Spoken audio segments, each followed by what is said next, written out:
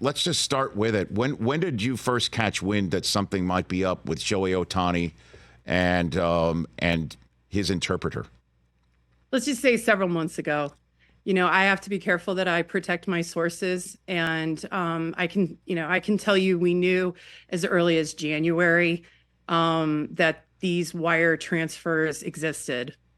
And so when did you first get a copy of anything that had Shohei Ohtani's name on it? And I guess it was spelled as the way that without the H, correct? Exactly. So I have seen 2 wire transfers, both for $500,000. One was from September of 2023, so last September, and one was for October of 2023.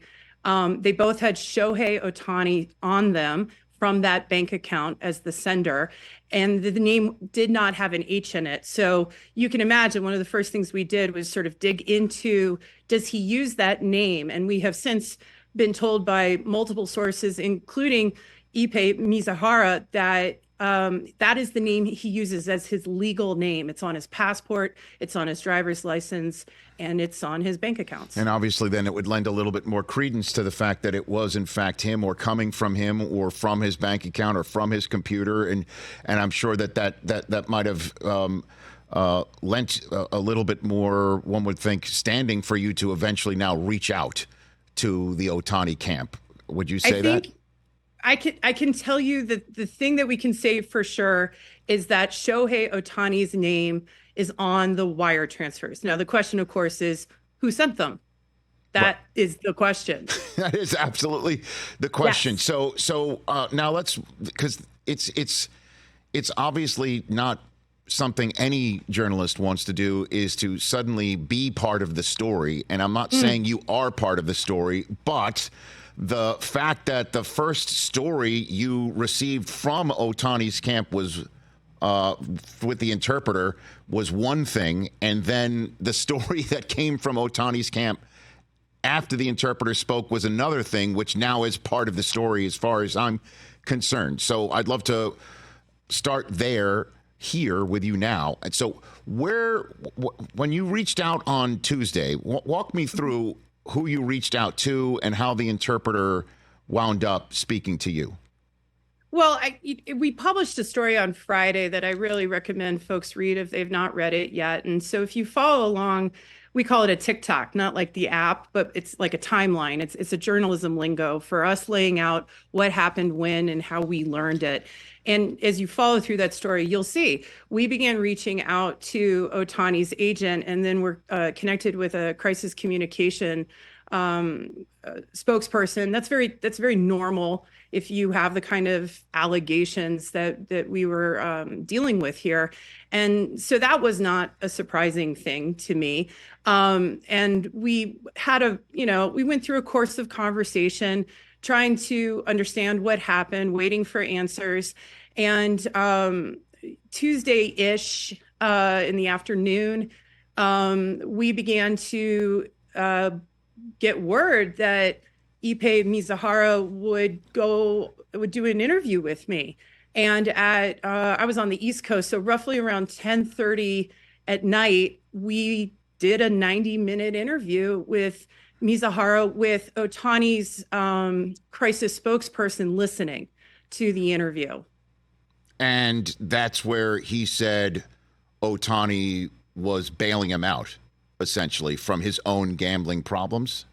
Tisha? Well, so the way I interview sometimes, but oftentimes, is to say, so what happened? And I say, and then what happened? And then what happened?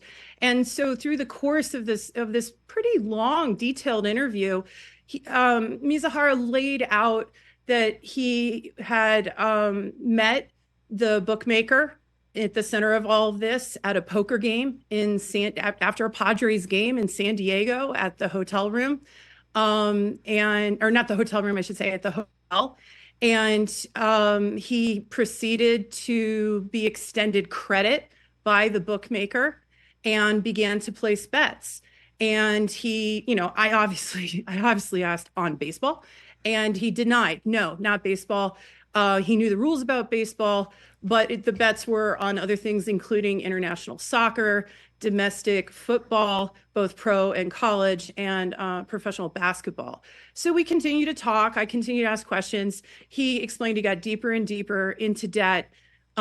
He was making roughly $85,000 when he was with the Angels, when he starts betting. By the time he and Ohtani go to the Dodgers, he's making somewhere between $300,000 and $500,000.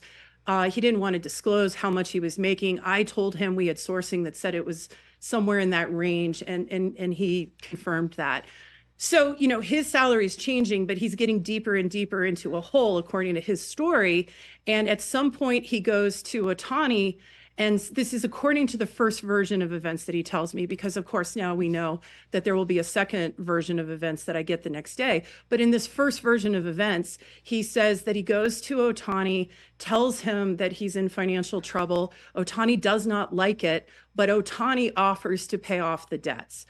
And I then proceed to ask a number of questions. I wanted to know, how do you wire money to a bookmaker? How does that happen? Who did it? And it's through those series of questions and answers that I begin to get details where Mizuhara says that it was Ohtani who logged into his computer and made the payments. And Mizuhara says it was 8 to 9 payments of about $500,000 each. That matched sourcing that I had for the wire transfers. I had only seen 2, but I had been told it was at least $4.5 million. And then, of course, the next day we get a different version of events. Okay, so here's some follow-ups. Because I've been speaking to a lot of people around here who are familiar with this sort of activity, to use that phrase, and they're wondering how in the world somebody who is making as little as Mizuhara could get so deep in that hole. And so you're saying that there was credit extended by the bookmaker to the interpreter? According to Mizuhara, it was credit extended. He never cashed out, and he just continued to make bets. And the credit was extended in. Now, did he say why that the bookmaker knew Ohtani was behind him? Because that's the reason why it might make sense for somebody who makes as little to get credit extended by a bookmaker. We are trying to get to the bottom of that very question, because you're not the only one, and the folks who listen and watch your show are not the only one who want to understand how someone making $85,000 would be extended credit like that. Now, what I have been told by folks who know this business very, very well is if you pay your bills, you continue to get to bet. And the bills were being paid in a timely manner. Do we know when the 8-9 payments were that Ohtani found out? Because again, if it got too deep in a hole that Mizuhara had to give up the ghost to Ohtani, right? And again, I know this version of events has been completely washed over, but this is the first version of events that was delivered to you with a member of the crisis management PR team listening in. And so the question I would have then is that, so when did Ohtani know? How deep was Mizuhara in by the time Ohtani would know and start delivering payments to allow Mizuhara to keep betting, right? Or that's not the timeline? In the second version, or not the second version, but in the second interview that I do with Mizuhara, he says Ohtani never knew about his gambling debts.